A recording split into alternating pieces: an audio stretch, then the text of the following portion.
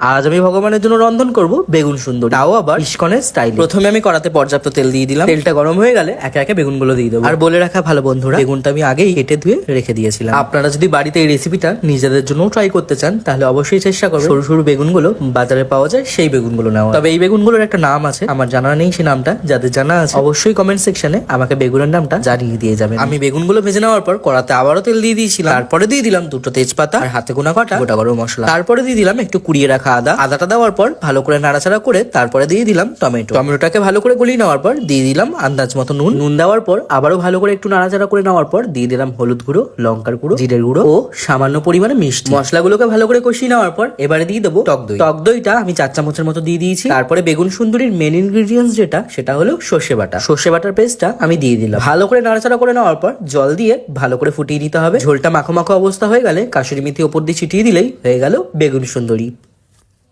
पहले हमें ये भ्रम था बचपन में जब संत बने थे कि ये सब काम आदि विकार 30-40 तक, इसके बाद सब शांत हो जाते होंगे, अनुमान। लेकिन प्रमाण नहीं था।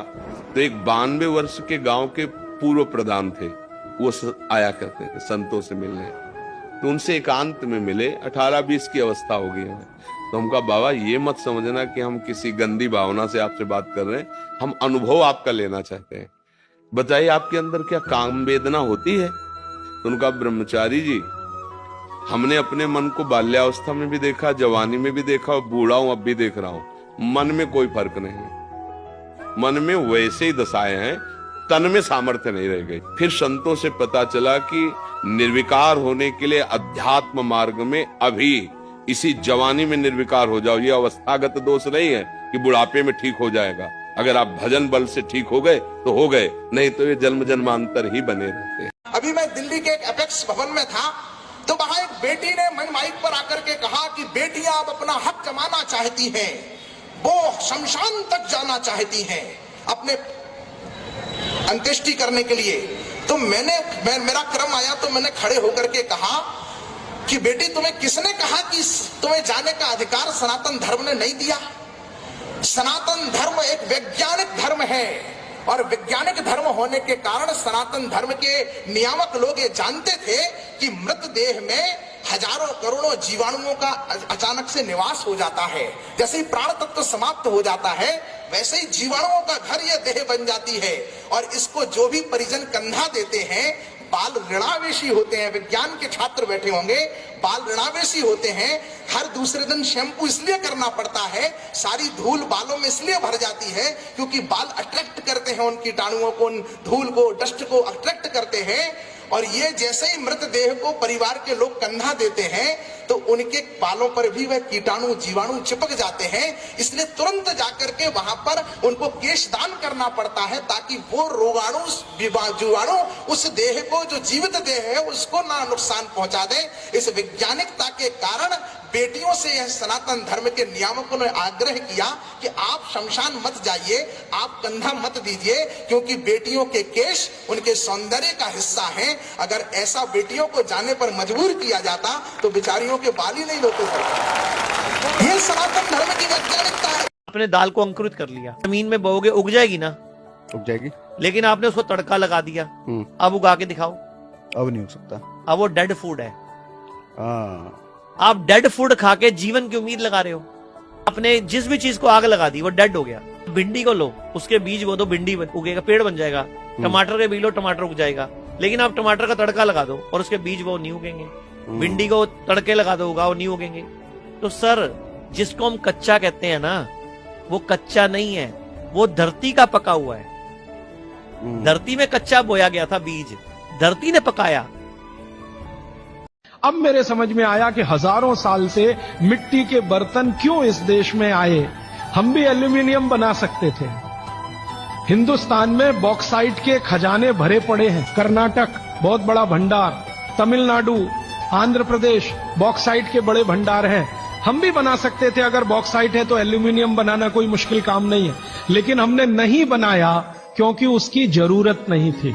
इसलिए कुम्हारों की एक पूरी की पूरी जमात इस देश में खड़ी की गई कि तुमको भैया मिट्टी के ही बर्तन बनाने हैं।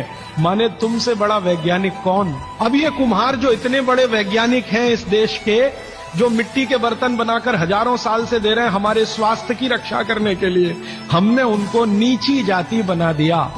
हम कैसे मूर्ख लोग। जो वस्तु खेत में जितनी देर में पकती है वो भोजन में भी उतनी देर में ही पकेगी। अब ध्यान दीजिएगा, दाल खेत में सबसे ज्यादा देर में पकती है। आपको मालूम है, अरहर की दाल पकने में तो 6 महीना लग जाता है, कोई दालें पकने में 8 महीना लग जाता है। तो खेत में जो दालें देर में पकती हैं, घरों में भी वो देर में पकेंगी। ये महर्षि भारद्वाज कह गए हजारों साल पहले। यूरोप के वैज्ञानिक अब उसको स्वीकार कर रहे हैं कि हाँ, बात तो ये सही है, दाल तो देर में पके तभी पौष्टिकता दे सकती है, और पौष्टिकता के साथ स्वाद भी वो तभी देती है जब धीमी धीमी आंच पर पके। हमने वो जल्दी के चक्कर में कुकर लेके 10 मिनट में दाल पक जानी चाहिए उसको खाना शुरू किया है, और ये जोड़ों का दर्द फोकट में अपने शरीर में लेना शुरू कर दिया। সজিনা পাতার রসের সাথে লবণ মিশিয়ে খেলে পেটে জমা গ্যাস দূর হবে। শরীরে রক্তের কমি দেখা দিলে কচু শাক খাবেন। পেটের সমস্ত রোগ ভালো করতে কাটা নোটে শাক খান। মুখের দুর্গন্ধ দূর করতে বেথো শাক খাবেন। পেটে জমে থাকা ময়লা পরিষ্কার করতে লাল শাক খাবেন। আচ্ছা, বেশি চিকেন খেয়ে কি পেট গুড়গুড় করছে? তাহলে নামমাত্র তেলে এরকম একটা স্পঞ্জি ধোসা খেয়ে দেখুন। তাহলে প্রথমেই একটা সুপার ফাইন চাটনি বানিয়ে ফেলুন। নারকেল গুঁড়ো, ছোলা ভাজা, কাঁচা লঙ্কা, ধনিয়া পাতা, গোটা জিরে, তেঁতুল ভেজানো জল আর নুন আর সামান্য জল দিয়ে ভালো করে একটা পেস্ট বানিয়ে ফেলুন। এবার শীতকালে দাদু যতটা তেল গায়ে লাগায় ততটা তেল গরম করে বিউলির ডাল আর ছোলার ডালটাকে হালকা ভেজে নিন। ভাজা হয়ে গেলেই সামান্য সর্ষে, জিরে, শুকনো লঙ্কা আর কারি পাতা দিয়ে ভালো করে ভেজে নিয়ে বাস ঢেলে দিন নারকেলের চাটনির মধ্যে। তাহলে চাটনি রেডি। এবার ধোসার ব্যাটার মাত্র 2 মিনিট লাগবে। 200 সুজি, 200 দই, 2 চামচ ভেজানো চিড়ে, দইয়ের বাটির হাফ বাটি জল, 1 চামচ চিনি আর হাফ চামচ নুন দিয়ে ভালো করে এটাকে পিষিয়ে ধোসার ব্যাটারটাও রেডি হয়ে গেল। এবার একটা প্যান গরম করতে বসিয়ে দিন। এবার ধোসার ব্যাটারের মধ্যে একটা ইনো কেটে দিয়ে ভালো করে এটাকে মিক্স করে নিন। আর দেখুন প্যানটাও এতক্ষণে গরম হয়ে গেছে। দাদু কেনো আঙুল দিয়ে নাকে যতটা তেল দেয় ততটা তেল দিয়ে পালিশ করে এক ডাবুয়াটা দিয়ে দিন আর ধোসার মতন ঘুরিয়ে দিন। 1-1.5 মিনিট পরেই দেখবেন ওপরটা শুকিয়ে এসছে, তার মানে তলাটা রেডি। ওপরে একটু তেল ছড়িয়ে দিয়ে নামিয়ে দিন। এবার যতগুলো ভাজবেন একটা তো তেল দেবেন না, খালি প্যানের মধ্যে কাগজটা দিয়ে পালিশ করে দেবেন। ওরে বাবা, এ তো সাংঘাতিক নরম। দাদুকে 4টে দিন তো, বিনা দাঁতেই খেয়ে ফেলুক গরম গরম। কৃষ্ণের সেবায় নিজের জীবন তুমি নিবেদন করেছো দুজনেরই, কিন্তু কেন ভাই? কৃষ্ণের কৃপায় থেকে আমি, আমার বাবা মা ছোট থেকে আমাকে বলেছে এই কৃষ্ণার উপদেশ ভগবদ্গীতা। ব্রাজিলে? হ্যাঁ, ভাগবতম ব্রাজিলে ইস্কন মন্দিরে আছে। ইস্কন মন্দির? হ্যাঁ, সেখানে করিতা মন্দির আছে। আমি ছোট থেকে শুনেছি কি মহাপ্রভু উপদেশ বাংলায় জীবের স্বরূপ হয় কৃষ্ণের নিত্য দাস। আমরা সবাই কৃষ্ণ দাস, তাই জীবন উদ্দেশ্য কি কৃষ্ণের জন্য জীবন নিবেদন করতে হয়। আর শ্যামা? আমি কি বলতে চাই, আমি বুঝতে পেরেছি আমাদের রাশিয়ান লোক এটা কৃষ্ণ ভবনামৃত খুব খুব লাগবে। লোকটা ভালো, কিন্তু ভগবানের জ্ঞান নেই, অনেক পাপ করেছেন, অনেক কষ্ট করেছেন, কেন লাগবে না? কৃষ্ণ ভবনামৃত নিন, হরে কৃষ্ণ মহামন্ত্র করবেন, ভোগ রান্না করেছেন কৃষ্ণের জন্য, এটা খুব ভালো। সব হৃদয় পরিষ্কার, অনেক বুদ্ধি পাওয়া যায়। এই আমরা বলি না একই সূত্রে বাঁধে আছি সহস্রটি মন, সেরকমই আর কি। আমাদের ওই একটি সূত্রে গাঁথা, দেখুন ওইখান থেকে শুরু হয়েছে, শ্যামা হয়ে আমি হয়ে পৌঁছে যাচ্ছে। इस वीडियो को देखो। इन्होंने क्या किया, देवी का जो घट है जो कि देवी की शक्ति से अभिन्न है, उसी के ऊपर चरण रख करके पुष्प लेकर के लोगों को दे रही है। इस तरीके से बहुत सारे लोग अपने अंदर देवी की शक्ति का होने का दावा करते हैं, बताते कि उनके अंदर देवी माँ आई है। आइए देखते हैं बागेश्वर बाबा क्या कहते हैं। तुमको दुर्गा मैया आने वाला मिले तो हमारी बात सुन लो। जिनको दुर्गा मैया आवे उनसे दुर्गा सप्तशती के कोई भी बीज का एक श्लोक पूछ लो कि 7वें अध्याय का 8वें अध्याय का पहले पढ़ लेना तुम, ताकि वहां गड़बड़ ना हो जाए। तो क्योंकि तुम माता तो तुम्हें सब कुछ आता। अब वो आए बाएं करने लगे, वो चिल्लाने लगे, जीभ निकालने लगे, समझना कोई दुर्गा मैया नहीं। योगनी वोगनी आती है, पर माता भगवती हनुमान जी कभी नहीं आते। और ये हनुमान जी आने का शुद्ध नाटक है, पाखंड है। देवी आने का शुद्ध पाखंड है, कभी भी नहीं आते। शरीर सह नहीं सकता है, भस्म हो जाएगा। वह दिव्य कोटि सूर्य समप्रभा शक्तियां, आद्य शक्ति के तेज को कोई भी पापी जीव, साधारण जीव, हमारे तुम्हारे जैसा साधारण मनुष्य उस सामर्थ्यता को सह नहीं सकता है। इसीलिए कहती हूँ भ्रम से बाहर निकलो और जाने से पहले लाइन लगाकर हरे कृष्ण लिख के जाइए। বাংলার বুকে খুলে গেল দেশের সবচেয়ে উন্নত হাসপাতাল এইমস। কেন্দ্রীয় সরকারের এই হাসপাতালে মাত্র একবার 10 টাকা খরচ করলেই তারপর 1 বছর চিকিৎসা হবে বিনামূল্যে। হাসপাতালের বেড ভাড়া মাত্র 35 টাকা, তার সঙ্গে বিনামূল্যে খাবার দেওয়া হবে রোগীকে। আগে হ্যাঁ, এবার বাংলার মানুষকে ভালো চিকিৎসা করানোর জন্য আর বাইরের রাজ্যে ছুটে যেতে হবে না। দেশের সব বড় বড় ডাক্তার, বিদেশের দামি টেস্ট মেশিন এবং 960খানা বেড নিয়ে নদিয়া জেলার কল্যাণী শহরের বুকে খুলে গেল এইমস হাসপাতাল, যা কলকাতা থেকে মাত্র 2 ঘন্টা দূরে। ঠিক কি কি থাকতে চলেছে এই এইমস হাসপাতালে, কিভাবে পৌঁছবেন এই হাসপাতালে, মোট কত টাকা খরচ পড়বে এখানে চিকিৎসা করাতে গেলে, চলুন সেই সবটা জেনে নিই আজকের এই ভিডিওতে। রাজ্যের সবচেয়ে বড় হাসপাতাল এসএসকেএম অর্থাৎ পিজি হাসপাতালের বেড নিয়ে হাহাকার সম্পর্কে আমরা প্রায় সবাই জানি। গত সপ্তাহে এখানে পুলিশের হাতে এমন কিছু দালাল ধরা পড়েছে যারা গরিব মানুষদের বেড বিক্রি করছিলেন 16 থেকে 35,000 টাকার বিনিময়ে। এই অবস্থায় এইমস হাসপাতালটি খুলে গিয়ে এসএসকেএম সহ অন্যান্য সরকারি হাসপাতালগুলোর চাপ কিছুটা কমলই বটে। 1754 কোটি টাকা খরচ করে 180 একর জমির ওপর তৈরি হওয়া এই আধুনিক হাসপাতালটিতে রয়েছে মোট 960টা বেড। এই 960টা বেডের মধ্যে বর্তমানে 450টা বেডের পরিষেবা চালু হচ্ছে। কিছুদিনের মধ্যেই এখানে বাকি বেডগুলো সাধারণ মানুষের জন্য খুলে যাবে। এই হাসপাতালে এসে ডাক্তার দেখানোর জন্য প্রথমে আপনাকে 10 টাকা দিয়ে একটা বই করাতে হবে। এই 10 টাকার বইটির মেয়াদ 1 বছর। এই বইটির বিনিময়ে আপনি 1 বছর যতবার ডাক্তার দেখাবেন ততবারই সম্পূর্ণ বিনামূল্যে চিকিৎসা হবে আপনার। এবার যদি রোগীকে এইমস হাসপাতালে ভর্তি করাতে হয় সেই খরচটাও জেনে নিন। তবে এইমস হাসপাতালে জেনারেল বেডের খরচ দিন প্রতি মাত্র 35 টাকা, আর সেই 35 টাকার বিনিময়ে মিলবে খাবারও। তবে ভর্তির সময় একসঙ্গে 10 দিনের টাকা অর্থাৎ 350 টাকা নিয়ে নেওয়া হবে আপনার থেকে, আর 25 টাকা দিতে হবে কশন মানি হিসেবে। অর্থাৎ এইমসে কাউকে ভর্তি করাতে গেলে খরচ পড়বে মাত্র 375 টাকা। আগে হ্যাঁ, না কোনো দালাল চক্র, না কোনো কালো বাজারি, না বেডের জন্য 16,000 টাকা। মাত্র 375 টাকার বিনিময়ে টানা 10 দিন রোগীকে এখানে রাখতে পারবেন আপনি। সঙ্গে তাবড় তাবড় ডাক্তারদের সুচিকিৎসা তো রয়েইছে। তবে যাদের আয়ুষ্মান ভারতের কার্ড রয়েছে তাদের তো এই টাকাটাও লাগবে না, আর গরিব মানুষদের জন্যও এই টাকার উপর অনেকটাই ছাড় রয়েছে। ইতিমধ্যেই রক্ত পরীক্ষা, ইউএসজি, স্ক্যান, এক্সরের মতো পরিষেবা শুরু হয়ে গেছে এখানে। পাশাপাশি দামি মেশিনের মাধ্যমে অঙ্কোলজি, নিউরোলজি এবং ক্যান্সার বিভাগকে দ্রুত সাজিয়ে তোলা হচ্ছে। বিশেষজ্ঞদের মতে আমাদের রাজ্য থেকে অনেকেই উন্নত চিকিৎসার জন্য কিংবা জটিল রোগের শিকার হলে বাইরের রাজ্যে ছুটে যান, কিন্তু এইমস খুলে যাওয়ার ফলে বাংলার মানুষকে আর চিকিৎসা করানোর জন্য বাইরে ছুটতে হবে না, বরং দেশের তাবড় তাবড় ডাক্তাররা বাংলার মানুষদের চিকিৎসা করতে এই রাজ্যে আসবেন। কিন্তু কোথায় গড়ে উঠেছে এই এইমস, কিভাবে পৌঁছানো যাবে কেন্দ্রীয় সরকারের এই আধুনিক হাসপাতালে, অনলাইনে কি বুকিং করা যাবে, দাঁড়ান সবটা বলছি। এইমস মূলত গড়ে উঠেছে নদিয়া জেলার কল্যাণীতে, যা শহর কলকাতা থেকে মাত্র 40 কিলোমিটার দূরে। আপনি সড়ক পথে বারাসাত থেকে NH-34 ধরে কিংবা বেলঘড়িয়া থেকে কল্যাণী এক্সপ্রেসওয়ে ধরে মাত্র ঘন্টা 2-এর মধ্যেই এখানে পৌঁছতে পারবেন। আর যদি ট্রেনে যেতে চান তবে শিয়ালদা থেকে ট্রেন ধরে কল্যাণী স্টেশনে নেমে মাত্র 7 কিলোমিটার পথ পেরোলেই এইমস হাসপাতাল। সোম থেকে রবিবার আউটডোর খোলা থাকে সকাল 10টা থেকে 1টা অবধি। 8:30 থেকে শুরু হয় রেজিস্ট্রেশন। আপনি অনলাইনেও এইমস স্বাস্থ্য অ্যাপের মাধ্যমে আগেভাগেই রেজিস্ট্রেশন করিয়ে রাখতে পারবেন। যে কোনো প্রয়োজনের জন্য 0332951600 এবং 9477717030 নম্বরে ফোন করেও আপনি যোগাযোগ করতে পারবেন এইমসের এই হাসপাতালে। তাহলে আর চিন্তা কিসের, বাড়ির কেউ গুরুতর অসুস্থ হলে একবার এইমস থেকে ডাক্তার দেখিয়ে আনুন, কারণ এই হাসপাতালই হতে চলেছে আগামী দিনে পশ্চিমবঙ্গের বুকে উন্নত চিকিৎসা ব্যবস্থার এক অন্যতম ঠিকানা। বিশেষজ্ঞদের মতে বাঙালিকে এবার থেকে আর সুচিকিৎসা নিয়ে চিন্তা করতে হবে না। এমন আরো ইন্টারেস্টিং ভিডিও দেখতে আজই ফলো করুন আমাদের পেজ আল্টিমেট মোটিভেশন।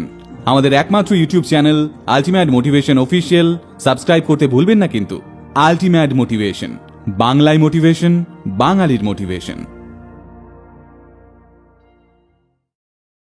ऐसा कोई सप्लीमेंट बताओ जिससे बॉडी में जान आ जाए। क्या करना, रात को सोने से पहले 30 से 40 ग्राम राजमा, 30 से 40 ग्राम ग्रीन मूंग और 30 से 40 ग्राम जो छोले आते हैं ना, उनको 13 से 14 घंटे या 12 घंटे मिनिमम उनको भिगो देना। सुबह उठ के उनको बॉईल कर लेना, थोड़ा सा सफेद नमक डाल के। बॉईल करने के बाद उसमें डाल देना 1 कटोरी दही, अच्छे से प्याज टमाटर और सैलड। इस मील को सिर्फ 25 दिन खा के देखना। उसके बाद प्रोटीन मिलेगा, कार्बोहाइड्रेट मिलेगा साथ में, और साथ में इतने मिनरल्स मिलेंगे जो आपको किसी भी सप्लीमेंट में नहीं मिलने वाले। और सबसे मेन बात, घर का है, माँ भी बना के देगी, ले बेटा खा ले, मील का टाइम हो गया, ठीक है बेटा। चावल के साथ दही, दूध के साथ केले और देसी घी के साथ रोटी, ग्रीन टी के साथ नींबू, हल्दी वाले दूध के साथ काली मिर्च और उबले हुए चने के साथ टमाटर, ये जितने भी कॉम्बिनेशंस है ये सब अमृत के समान है, क्योंकि इसके सेवन से आपके शरीर और दिमाग की सभी प्रकार की कमजोरी दूर हो जाएगी। जुलाई से गौरी गोपाल गुरुकुल है, जहां बच्चों को निःशुल्क पढ़ाया जाता है अपनी वैदिक परंपराएं। जो गुरुकुल अंग्रेज और मुगल उजाड़ गए, उसी गुरुकुल की स्थापना ये दास अनिरुद्ध ने की है। और 1 जुलाई से हमारी कोशिश रहेगी कि पूरे भारत के बच्चों को घर बैठे 1 घंटे या आधा घंटा की ऑनलाइन क्लास देंगे, जिसमें केवल अपनी संस्कृति और अपने धर्म और अपने संस्कारों की बात होगी। जहां घर बैठे बच्चे संस्कार पा सकें, धर्म का ज्ञान प्राप्त कर सकें। तो माँ बाप गीता पढ़ाएं, माँ बाप उनको पढ़ाएं। अब आप ना पढ़ा पाओ तो गौरी गोपाल गुरुकुल से आप अपने बच्चों को जोड़ दीजिएगा घर बैठे। यहाँ लाने की जरूरत नहीं है, घर बैठे केवल आधा घंटा वो जुड़ जाएंगे, 1 घंटे, उसी में बहुत कुछ सीख जाएंगे। कि शरीर की बीमारियों को खत्म करने के लिए जितने घटक चाहिए वो सब गोमूत्र में है। अब जैसे मैं आपको नाम लेके कहूं, आपको त्वचा का कोई भी रोग हो गया तो इसका माने आपके शरीर में एक घटक कम हुआ। घटकों की कमी से ही रोग होते, वो घटक का नाम है सल्फर। जिनको भी स्किन डिसीज होंगी उनके शरीर में सल्फर कम हो जाए। अब गाय के मूत्र में भरपूर मात्रा में है सल्फर, तो हम लोगों ने क्या किया कि ये त्वचा रोग वालों को इकट्ठा करके सल्फर चाहिए तो सल्फर हम चाहे तो होम्योपैथी में दे सकते थे, सल्फर चाहे तो आयुर्वेद में भी दिया जा सकता था। हमने ना होम्योपैथी में दिया ना आयुर्वेद में दिया। उनको कहा भाई गोमूत्र में सल्फर है और आपको सल्फर की जरूरत है तो आप पी के देख लो। हमने देखा कि 1.25 महीने से ही उनके त्वचा का रंग बदलना और उनका जो रोग है वो बदलना शुरू हुआ। 3रे महीने तक आते आते संपूर्ण रोग ठीक। और क्या क्या रोग ठीक हुए? सोराइसिस ठीक हुआ, जो कभी ठीक नहीं होता, आप जानते हैं। एक्जिमा ठीक हुआ, खुजली, खाज, दाद, सब तरह के त्वचा रोग ठीक हुए। तो बात समझ में आई कि बागवती जी सही कहते। नमो नमः तुलसी कृष्ण प्रियासी नमो नमः। 7 দিন যদি আপনি শাক সবজি তরি তরকারি লতা পাতা খেতে পান তো 1 দিন খেতে পাবেন মাছ মাংস ডিম দুধ। আমাদেরকে দেওয়া হয়েছে অবাধ স্বাধীনতা, ভয়ঙ্কর স্বাধীনতা দেওয়া হয়েছে এবং স্বাধীনতার সবচেয়ে অপব্যবহারকারী হচ্ছে মানুষ। অনেক অ্যানথ্রোপোলজিস্ট বা নৃবিজ্ঞানীরা খুব জোর দিয়ে বলছেন যে আমাদের পূর্বপুরুষরা ছিলেন মূলত ভেজিটেরিয়ান, মানে তৃণভোজী, এবং এটা তারা ইমোশনালি বলছেন না। এর সপক্ষে তারা 2টো প্রমাণ উপস্থাপন করছেন। একটি হচ্ছে মুখ থেকে শুরু করে মলদ্বার পর্যন্ত যে আমাদের পরিপাকতন্ত্র, এর গঠন এবং দাঁতের গঠন। তো চলুন আমরা একটু, আজকের যুগে তো সব দেখা যায়, তো আমরা পরিপাকতন্ত্র এবং দাঁত একটু পর্যালোচনা করি। এই যে পরিপাকতন্ত্র, হরিণ একটা তৃণভোজী প্রাণী। মুখ থেকে মলদ্বার পর্যন্ত হরিণের পরিপাকতন্ত্রের দৈর্ঘ্য হচ্ছে অলমোস্ট 28 ফুট গড়ে। সিংহ বা বাঘ এটা মাংসাশী প্রাণী, এর পরিপাকতন্ত্রের দৈর্ঘ্য গড়ে 3 থেকে 7 ফুট। 28 ফুট কেন? কারণ সবজি মানে গাছ, লতাপাতা, তৃণলতা এগুলো হজম করার জন্য এখানে প্রচুর আঁশ থাকে, ফাইবার থাকে। এটা হজম করার জন্য দীর্ঘ পরিপাকতন্ত্রের প্রয়োজন। কিন্তু সিংহ যেহেতু মাংসাশী প্রাণী বা বাঘ মাংসাশী প্রাণী, সেখানে কোনো ফাইবার থাকে না, আঁশ থাকে না, সেই জন্য তার পরিপাকতন্ত্র এত লম্বা হওয়ার কোনো প্রয়োজন নাই। ফলে 3 থেকে 7 ফুট গেল, হজম হলো, আউট। $1,000,000 কোশ্চেন যে মানুষের পরিপাকতন্ত্রের দৈর্ঘ্য কতটুকু? 30 ফুট গড়ে। কি স্মার্ট প্রাণী দেখেন মানুষ, পেট দেখায়, ভুঁড়ি দেখায় যায় না। সেই স্মার্ট প্রাণীটির পরিপাকতন্ত্রের দৈর্ঘ্য হচ্ছে হরিণের চেয়েও বেশি, 30 ফুট। তাহলে আমাদের পরিপাকতন্ত্রের সাথে মাংসাশী প্রাণীর পরিপাকতন্ত্রের মিল নাই, বরং যে প্রাণীগুলোর মিল আছে তারা হচ্ছে তৃণভোজী প্রাণী। এটা হচ্ছে 1 নম্বর প্রমাণ উপস্থাপন করছেন অ্যানথ্রোপোলজিস্টরা। দ্বিতীয় প্রমাণ হচ্ছে দাঁতের গঠন। আমাদের দাঁত মাশাআল্লাহ কি সুন্দর, মুক্তের মতো ঝকঝকে দাঁত। দাঁতের বৈশিষ্ট্যগুলো খেয়াল করুন, কি চমৎকার, সুন্দর, চমৎকার দাঁতের বৈশিষ্ট্য। মানুষের দাঁত চমৎকার, মানুষের দাঁত। এবার আমরা চলে আসি বাঘের দাঁত, একদম বুলেটের মতো, চোখা চোখা, খাড়া খাড়া। হায়ানার দাঁত ভেড়া বা ছাগলের দাঁত, গরুর দাঁত, ঘোড়ার দাঁত। এরপরে আমরা চলে আসি আবার মানুষের দাঁত। কোন প্রাণীর দাঁতের সাথে আমাদের দাঁতের মিল পেলাম? তৃণভোজী প্রাণীর সাথে। মাংসাশী প্রাণীর সাথে মিল নাই। মাংসাশী প্রাণীর সাথে অল্প মিল আছে। আমাদের কমপক্ষে 4টা দাঁত আছে, এই পাশে একটা, এ পাশে, নিচে একটা, নিচে দুই পাশে। এই 4টা দাঁতকে বলা হয় ক্যানাইন টুথ। ক্যানাইন মানে আবিধানিক অর্থ হচ্ছে যে দাঁতটি কুকুরের দাঁতের মতো, সেই দাঁতটিকে বলা হয় ক্যানাইন টুথ। প্রত্যেকটি মানুষের আমাদের 4টা দাঁত হচ্ছে কুকুরের দাঁতের মতো, মানে মাংসাশী প্রাণীর মতো। বাকি থাকলো কয়টা? 28টা। রেশিওতে কি দাঁড়ায়? 7:1। অর্থাৎ 7 দিন যদি আপনি শাক সবজি তরি তরকারি লতা পাতা খেতে পান, তো 1 দিন খেতে পাবেন মাছ মাংস ডিম দুধ। আমাদেরকে দেওয়া হয়েছে অবাধ স্বাধীনতা, ভয়ঙ্কর স্বাধীনতা দেওয়া হয়েছে, এবং স্বাধীনতার সবচেয়ে অপব্যবহারকারী হচ্ছে মানুষ। এই ক্ষেত্রে সেটাকে উল্টায় ফেলেছে। সে 7 দিন মাছ মাংস ডিম দুধ খাই, 1 দিন সবজি খাই, তাও ওই দিন গিন্নিকে বলে ডিম ভেজে নিয়ে আসো, আজকে সবজি খাবো। ফলাফল বিশ্বজুড়ে উচ্চ রক্তচাপ, হৃদরোগ, ডায়াবেটিস, স্ট্রোক, স্থূলতা, ফ্যাটি লিভার ডিজিজ, ক্যান্সার আজকে ঘরে ঘরে। এবং এই রোগগুলোকে একত্রে বলা হয় অসংক্রামক রোগ, নন কমিউনিকেবল ডিজিজ। এবং এই রোগগুলোতে এখন কতজন মারা যাচ্ছে বছরে জানেন? বিস্মিত হওয়ার মতো তথ্য, রীতিমতো বিস্মিত হওয়ার মতো। अगर मैं आपको बोलूं कि आप किसी प्राणायाम की सहायता से अपनी उम्र को रोक सकते हो, तो can you believe? Yes, it is possible. Yogic tax के अकॉर्डिंग आपकी उम्र आपकी सांसों के ऊपर डिपेंड है। आपने कभी कुत्ते को सांस लेते हुए देखा है और कभी कछुए को सांस लेते हुए देखा है? कुत्ते की उम्र कितनी होती है? 12 से 13 साल। कछुए की उम्र कितनी होती है? 200, 300, 400। तो पहले हमारे ऋषि मुनि भी कैसे अपनी उम्र को रोक लेते थे? कितनी चमकदार दिखते थे, कितना तेज दिखता था। आजकल लोगों में दिखता ही नहीं है। आजकल तो जल्दी इतनी ज्यादा है, सांस ही नहीं ले रहे हो। आप लोग अपने पेट की जगह अपनी चेस्ट से सांस लेते हो। आपने कभी छोटे बच्चे को देखा है सांस लेते हुए? कभी अगर वो सो रहा हो ना, तो उसको ध्यान से देखना। जब भी वो सांस लेता है ना, तो उसका पेट बाहर आता है। जब वो सांस छोड़ता है, उसका पेट अंदर जाता है। उसके चेहरे पे चमक, कोई टेंशन नहीं, कोई स्ट्रेस नहीं, किसी बात का वो बुरा नहीं मानता। बाल चमक रहे, चेहरा चमक रहा है, तो क्या आपका नहीं चमक सकता? क्या आप अपनी उम्र को नहीं रोक सकते? एक प्राणायाम बता रही हूँ, मैं गारंटी दे रही हूँ कि इसको 90% लोग नहीं जानते होंगे, जिसका नाम है वशिष्ठ प्राणायाम। इसको हम डायफ्रामिक ब्रीदिंग भी बोलते हैं, इसको एब्डोमेन ब्रीदिंग भी बोलते हैं। तो ऐसे आपको धीरे धीरे सांस लेनी, पूरा दिन ध्यान के साथ अगर आप सांस ले रहे हो, आपकी उम्र रुक जाएगी। आराम से लेट जाएंगे, धीरे धीरे सांस को भरते हुए पेट को बाहर निकालेंगे। देखिए इस तरह से, जितना भी आप बाहर निकाल सकते हो उतना बाहर निकालिए, और धीरे धीरे सांस को छोड़ते हुए पेट को अंदर खींच लीजिए। अगर इसमें आप अपने पैरों को मोड़ कर रखते हैं तो और भी अच्छी बात है। आपका सारा ब्लड का सर्कुलेशन पेट की तरफ ही रहेगा। फिर से सांस भरेंगे, लंबा गहरा सांस, जितनी देर भी आप सांस ले सकते हैं उतना लंबा गहरा सांस लेंगे। सपोज करिए आपने 8 सेकंड में सांस भरा, तो आप लगभग 10 सेकंड में सांस को छोड़ेंगे, पेट बिल्कुल अंदर। কম্পিউটারে যাবেন, গীতা বাংলায় লিখবেন, গীতা 2য় অধ্যায় 2 নম্বর 3 নম্বর শ্লোক বেরিয়ে আসবে। কপি করবেন, প্রিন্ট করে আপনার ওয়ালেট, পার্স যা আছে রাখবেন। দরকার হলে মোটা প্রিন্ট, ছোট প্রিন্ট, যেমন প্রিন্ট হোক, মুখস্থ হয়ে গেলেও লিখে রাখবেন। যখনই চোখে জল আসবে, যখনই মনে হবে ভেঙে পড়ছি, যখনই মনে হবে কষ্ট পাচ্ছি, খুলে এর অর্থটা একটু চিন্তা করবেন, দেখবেন শক্তি এসে যাবে। কুতস্ত্বা কশ্মলমিদম विषमे समुपस्थितम अनार्य जुष्टम अस्वर्ग्यम अकीर्ति करम अर्जुन क्लैब्यम मास मगमा पार्थ नैतत्वै उपपद्यते क्षुद्रम हृदय दौर्बल्यम त्यक्तोत्तिष्ठ परन्तप।